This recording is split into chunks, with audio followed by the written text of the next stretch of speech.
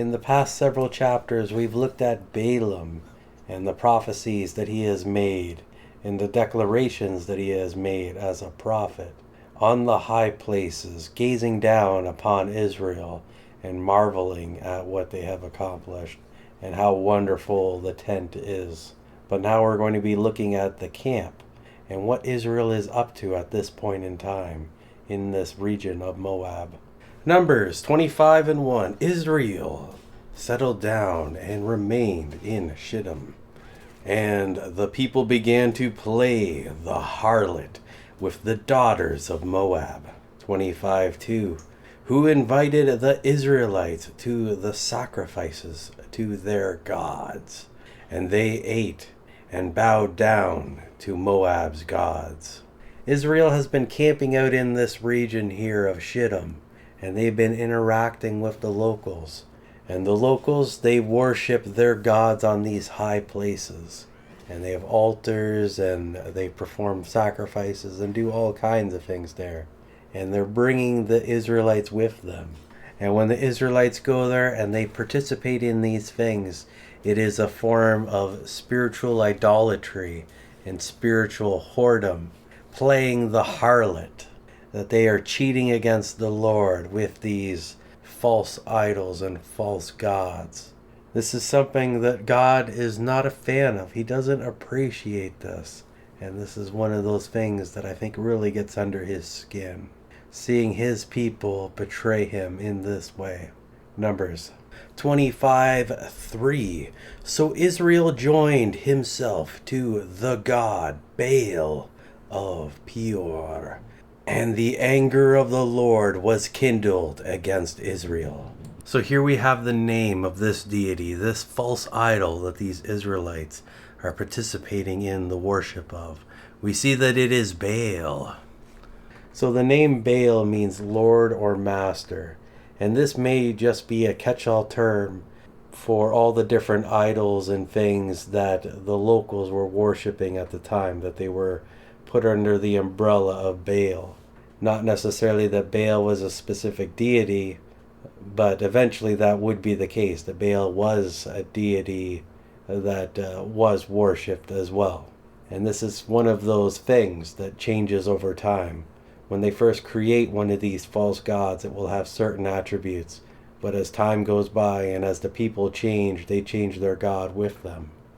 In the same way that in the modern times, superheroes have changed a lot since their original creation.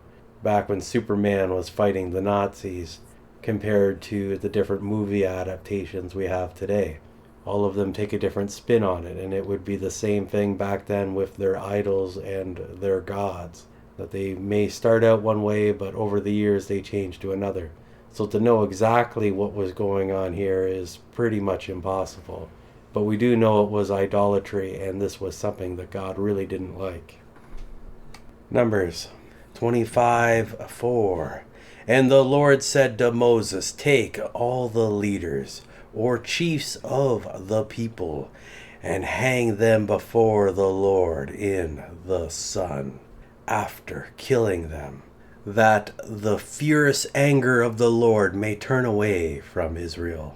So God saw what was happening and he didn't like it, so he wanted to end it. So he had Moses gather these people up, those practicing this idolatry, the leaders, the chief among them, the ones that were doing these things, and they were to be killed and then hung up as a marker or as a sign for the rest of the people of Israel and not to go down that same path.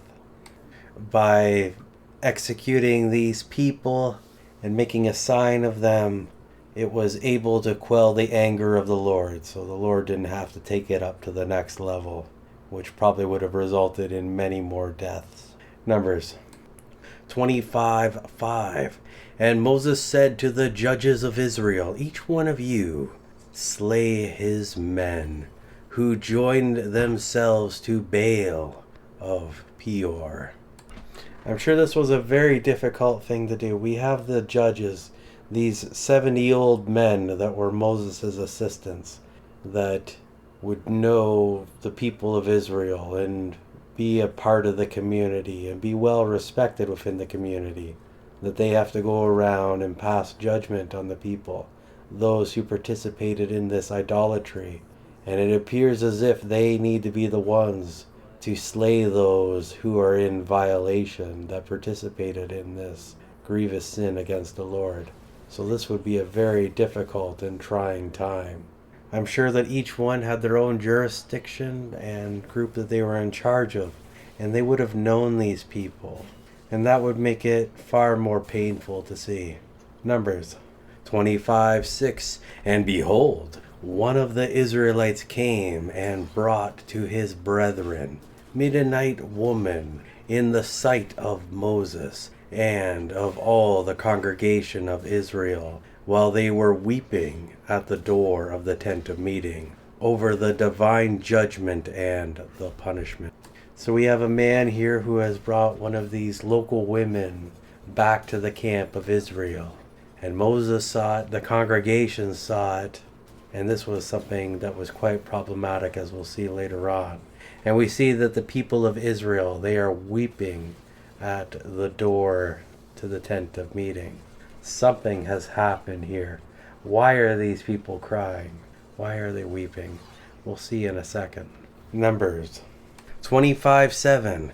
And when Pinehas, son of Eleazar, the son of Aaron, the priest, saw it, he rose up from the midst of the congregation and took a spear in his hand. So Pinehas here, the son of Eleazar, sees this woman, sees the man with her. He knows what's up. He knows this situation. She should not be here. He should not have brought her here. This is defilement, bringing the idolatry into the camp. So he grabs a weapon. He has a javelin. He's taking matters into his own hands to stop the event that is occurring. Numbers 25:8. And went after the man of Israel into the inner room and thrust both of them through, the man of Israel and the woman through her body. Then the smiting plague was stayed from the Israelites. 25:9. Nevertheless, those who died in the smiting plague were 24,000.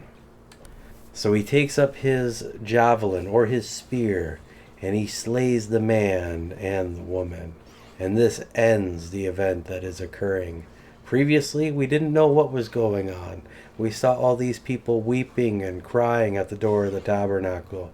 But now we know that there was a plague and there was chaos within the camp as people were dying left, right, and center because of this sin that was occurring right here. And Eleazar's son, Pinehas, has solved the problem here. Numbers 25:10.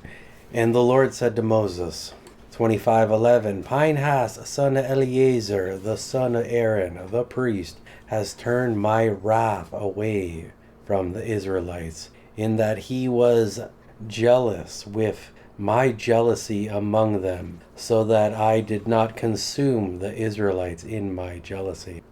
We see now here that through this communication to Moses from the Lord, what was going on, and this plague that was pouring out upon Israel, and how Pinehas, because of his good work, he was able to quell the wrath of the Lord, to prevent the destruction of the Israelites. He was angry on behalf of the Lord. He wasn't commanded to do this thing. He wasn't commanded to go and slay these guys. This was something that he took up voluntarily. And that makes this a special event. Numbers 25:12. Therefore say, behold, I give to Pinehas the priest my covenant of peace. So we see the Lord is giving Pinehas a very high honor here, this covenant of peace. And we'll see a little bit more on that. Numbers 25:13. And he shall have it, and his descendants after him, the covenant of an everlasting priesthood because he was jealous for his God and made atonement for the Israelites. So we see that he is going to receive the covenant of the everlasting priesthood.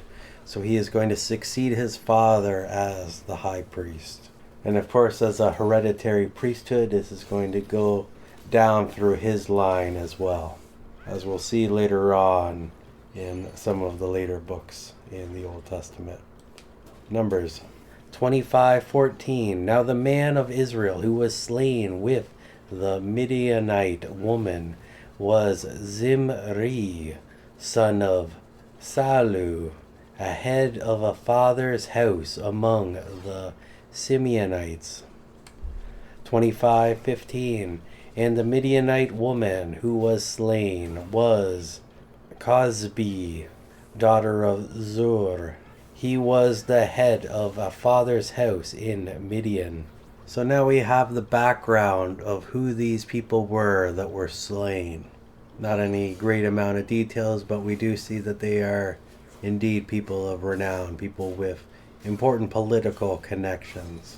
Numbers 25:16. And the Lord said to Moses, 25:17, provoke hostilities with the Midianites and attack them. So now we have the Lord commanding Moses to provoke these people, to provoke the Midianites. This is going to be a setup for a future battle, as we'll see. Numbers 25:18. For they harass you with their wiles, with which they have beguiled you in the matter of Peor and of Cosbi, the daughter of the prince of Midian, their sister, who was slain on the day of the plague in the matter of Peor. So now we have the justification for this.